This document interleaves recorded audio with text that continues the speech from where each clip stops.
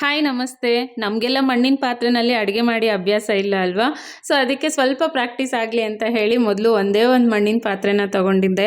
Almost ಈಗ 1.5 ವರ್ಷ ಆಯಿತು. ನನಗೂ ಕೂಡ ಒಂದು ಕಾನ್ಫಿಡೆನ್ಸ್ ಬಂದಿದೆ, ನಾನು ಮಣ್ಣಿನ ಪಾತ್ರೆನ ಯೂಸ್ ಮಾಡ್ಬೋದು ಅಂತ ಹೇಳಿ.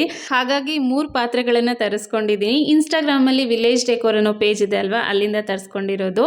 ಇದ್ರ ಜೊತೆ ಈ ರೀತಿ ಇದನ್ನು ಹೇಗೆ ಯೂಸ್ ಮಾಡಬೇಕು ಅಂತ ಕೂಡ ನೀಟಾಗಿ ಕೊಟ್ಟಿರ್ತಾರೆ. ಯಾವುದೇ ಮಣ್ಣಿನ ಪಾತ್ರೆನ ನಾವು ಯೂಸ್ ಮಾಡೋದಕ್ಕಿಂತ ಮುಂಚೆ ಒಂದು ರಾತ್ರಿ ಪೂರ್ತಿ ಈ ರೀತಿ ನೀರಲ್ಲಿ ಈ ಪಾತ್ರೆಗಳನ್ನು ನೆನೆಸಿಡಬೇಕು.